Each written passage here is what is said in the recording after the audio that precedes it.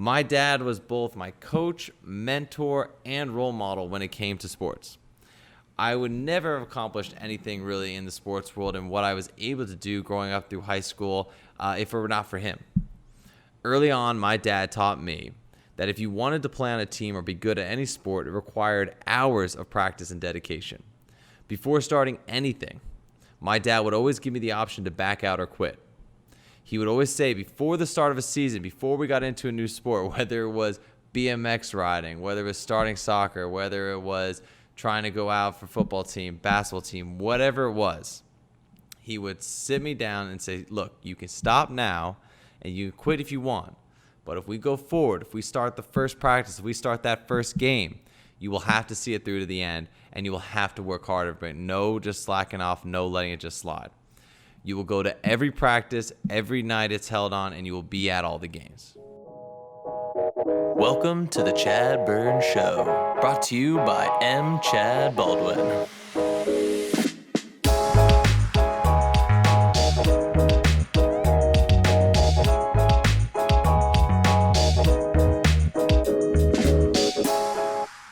Welcome to the ChadBurn Show. I am your host, M. ChadBurn, and we are back for another episode number 39 of the ChadBurn Show, and we are so blessed to be recording on Father's Day, June 21st, 2020. It's a fun one for us, I think we'll do, because luckily while recording today, we can focus on Father's Day, look at how fathers have impacted sports, look at some of the best father-son, father-daughter sports duos in the leagues in the history of sports.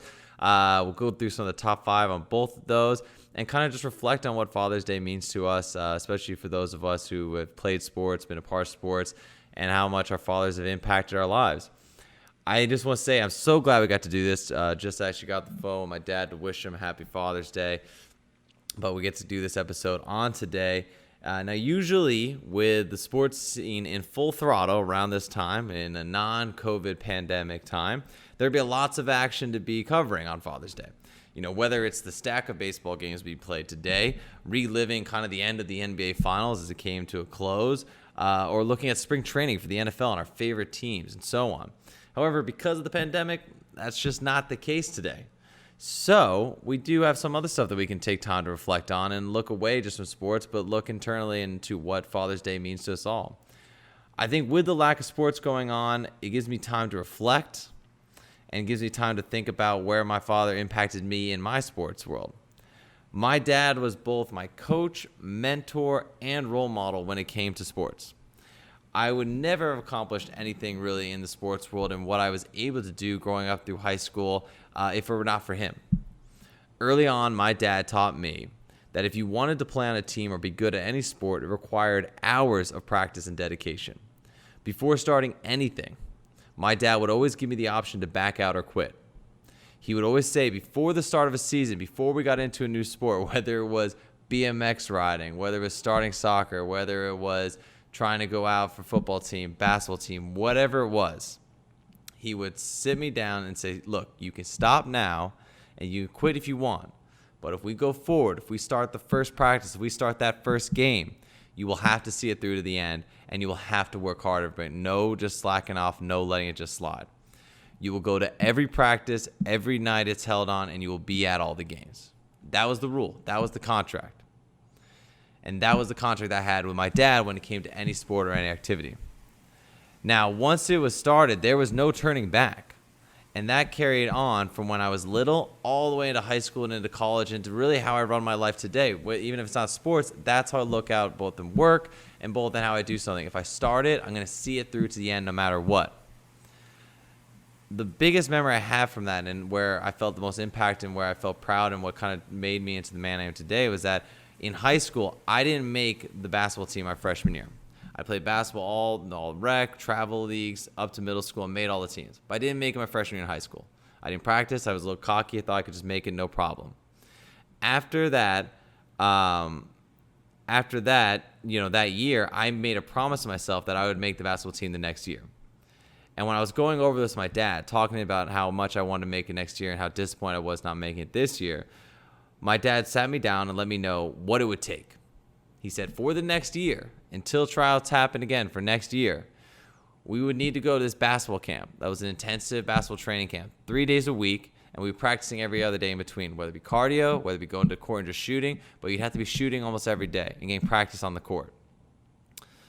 He said he was willing to do the hour one-way drive to the camp and back each time, but he said if we were starting this, there was no taking breaks. There was no relaxing in the middle. There was no nothing. This is what we had to do in order to get what we wanted.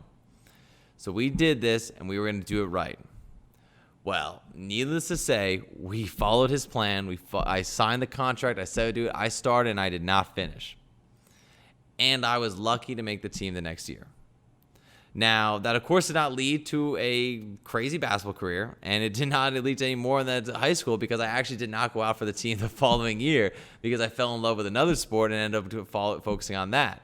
And I took the same type of work ethic I had trying to make the team into the next sports I did.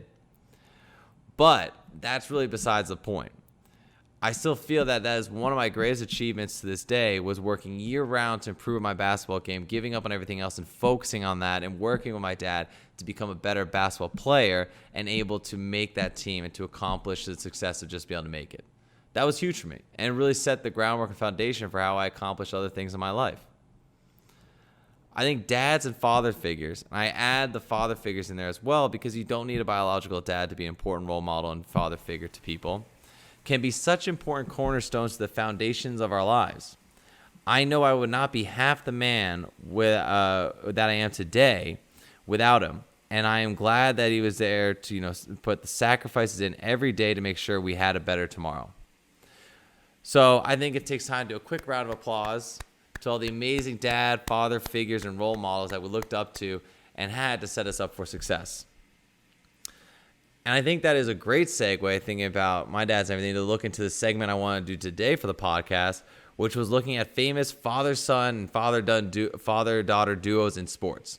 Now, obviously, I focus a little more heavy on father-son because I'm a son and I look up to those types of combinations that have worked out in the sports world.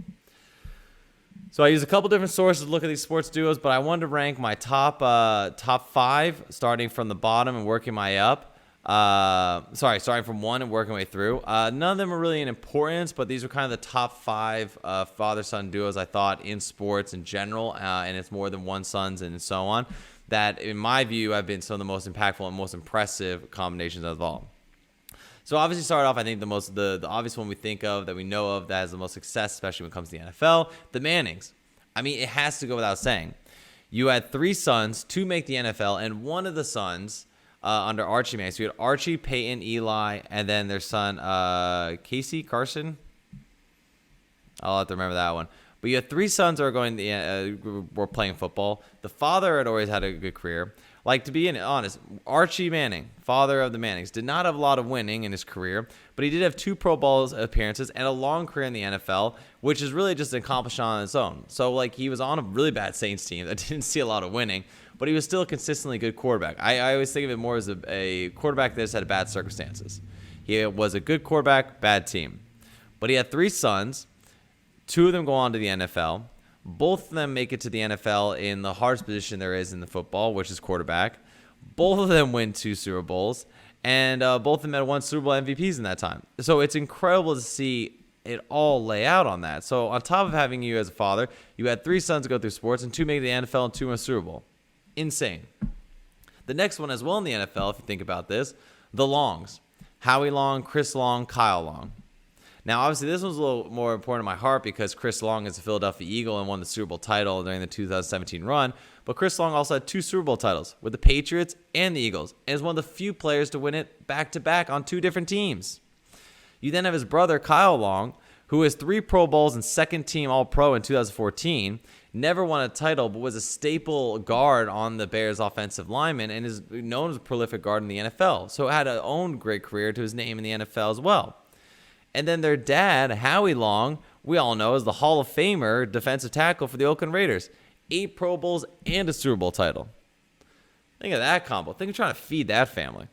So you have both the defensive tackle of a dad, the defensive end of his son, and then obviously the offensive lineman's son.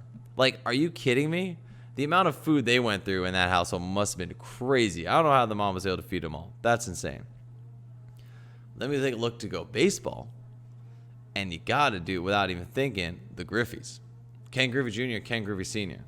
I mean, honestly, baseball royalty here. Like, when you hear about it, you know the Griffeys, especially in baseball, thinking of a family, of a duo, father-son, that made an impact in baseball, you got to think the Griffeys. So I, of course, remember Ken Griffey Jr. the most, and obviously as one of the more famous names because 630 home runs, 6 all-time on the list, and he was in the league for 22 years, where he was considered one of the best power hitters. I mean, if you think about it, he won the AL RBI title once, had 7 Silver Slugger awards, and 10 Gold Gloves. So not just good offensive, but also defensive. And then you go look at Senior, who was able to actually pull off 2 World Series titles and played for 18 years with 3 All-Star bids. Not too shabby for 2 in baseball. One of the hardest sports to get into and also hard to be consistently good at. And his dad was able to win titles, and then comes along his son, who just, was a beast. And just like, I think also was an icon for what a baseball player could be, especially for the black community. I think Ken Griffey Jr. was so cool. He was swag in the batter's box. The swing was just so smooth and perfect. I think it was amazing. Like, Ken Griffey Jr. was an icon for both cultural and, and for the league itself. If we stick with baseball, the next father-son duo I thought would be great to look at is the Boone family. So this one's incredible because if you think over the father-son that they've passed on in time and how to keep this going in baseball, don't forget, making any professional league is hard.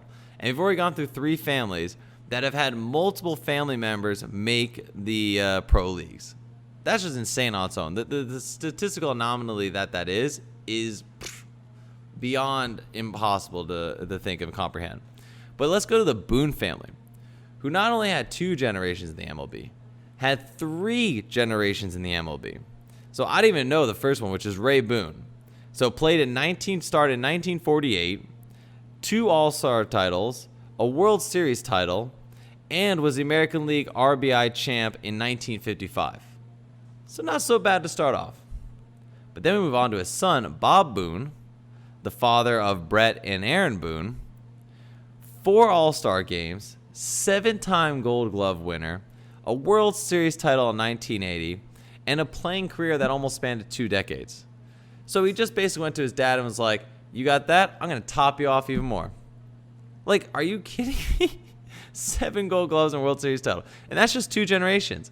We then go on to a 3rd generation where now under Bob Boone, his son Aaron and Brett go on both to make the MLB. Brett, who I thought was way better than Aaron during that time when I used to watch, I much prefer watching Brett Boone, especially when he was on the Mariners. 3 All-Star games, 4 Gold Gloves, and 7 Silver Slugger awards.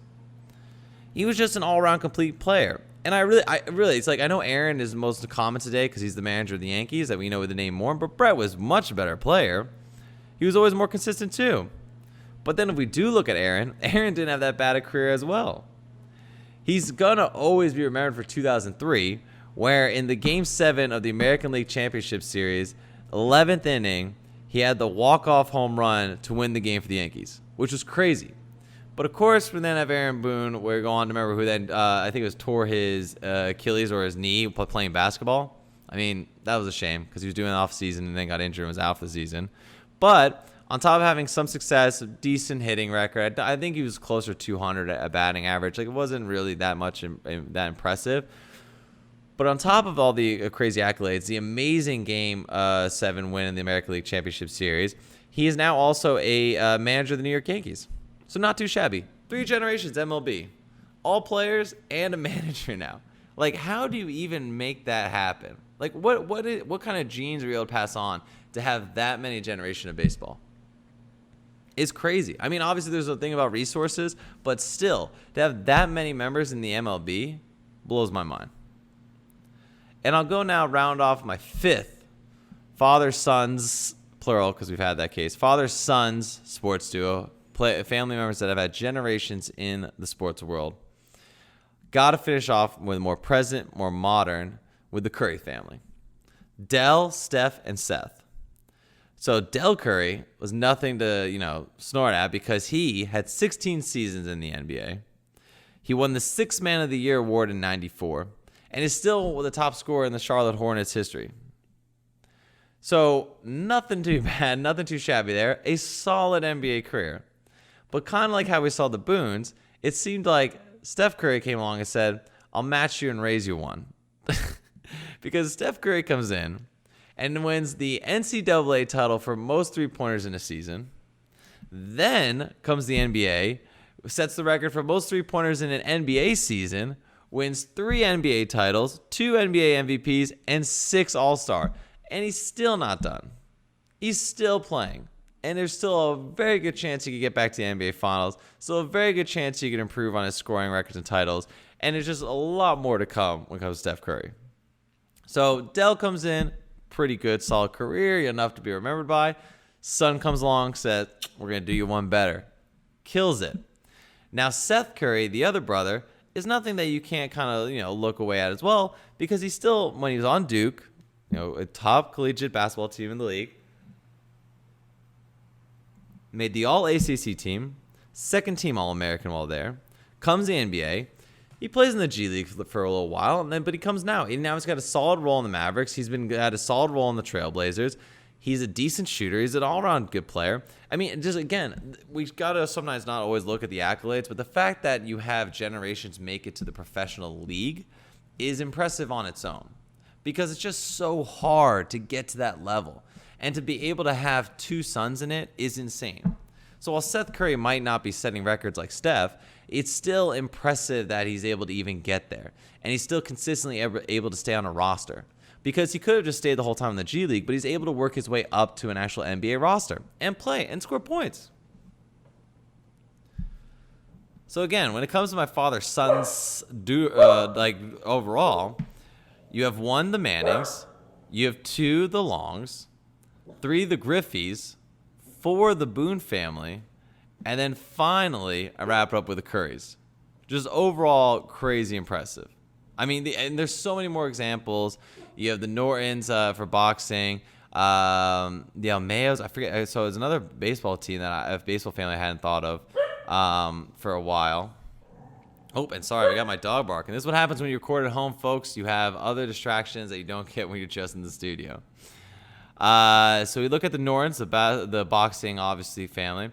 Yannick and Joakim Noah, another one that was impressive. Obviously with the titles in the college basketball and then going on to be a pretty dominant force, rebounding and down low on defense for the Bulls.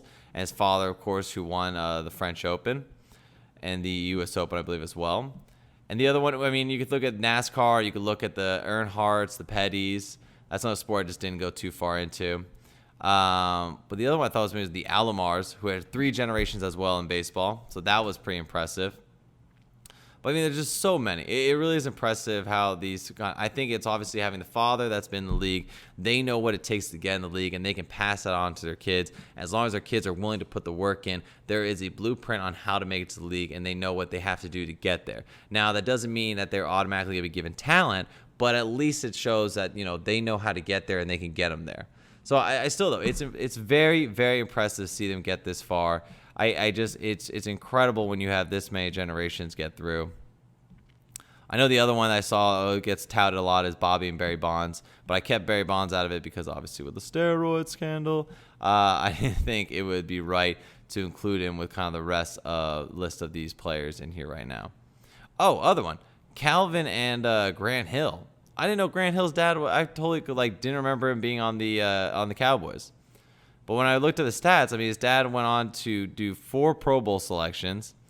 And when 1972, his first Dallas Cowboys rushed for 1,000 yards. So not too shabby, having also different sports. Mind you, we were talking about how having the father in the league can obviously set the blueprint to allow the player to make it into the same league.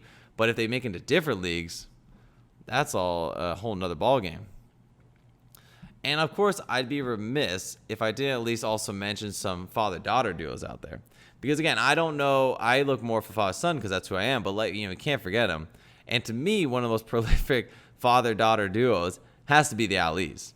Muhammad Ali, considered the greatest boxer of all time, heavyweight champion, the works, a counter-revolution icon, was just a member of a poet also, but just was a member of so many iconic lines, so many iconic moments, so much importance in the civil rights movement and for improving lives in the United States, but in general, just in obviously an iconic sports figure. and his daughter, Layla Ali, who retired from boxing with a perfect record, never lost, and was a WIBA world champion. It is interesting enough to hear that Muhammad Ali was not keen on having his daughter go into boxing because he did not believe women should be in boxing at first. He was a little concerned, didn't believe that it was the right sport for him, didn't want her to get harmed that way. But, I mean, when your father's Muhammad Ali, it's kind of hard to say you're not going to get into boxing. All right, I mean, you've seen it your entire life. You know how to be successful at it. You know what it takes to be great. I don't see how you couldn't become a great boxer. So Layla Ali obviously is another iconic of the daughter-father duos, both being just iconic, unbelievable boxers and being dominant in their weight division and throughout their career. The other daughter-father duo that I wanted to mention as well is Tamika Catchings and her father, Harvey Catchings.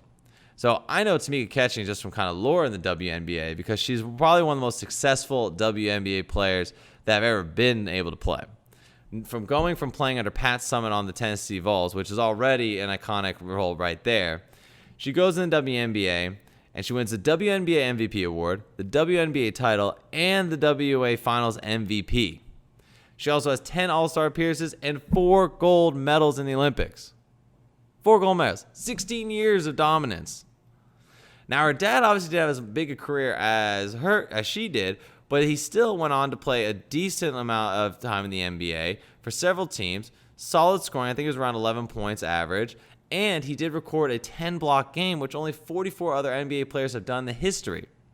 So a solid NBA player who, again, made it to the NBA, which is always something that you need to respect, and then his daughter goes on to be one of the greatest WNBA players of all time.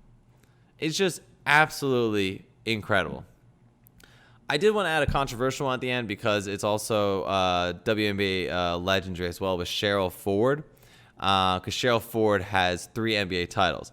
Now, her father, who was not involved in her life till much later, because it was a pregnancy that he didn't say he wasn't the father, and then admitted to being the father of Cheryl and her twin brother later on in their teen life. But Karl Malone and Cheryl Ford, because Karl Malone is Cheryl Ford's biological father.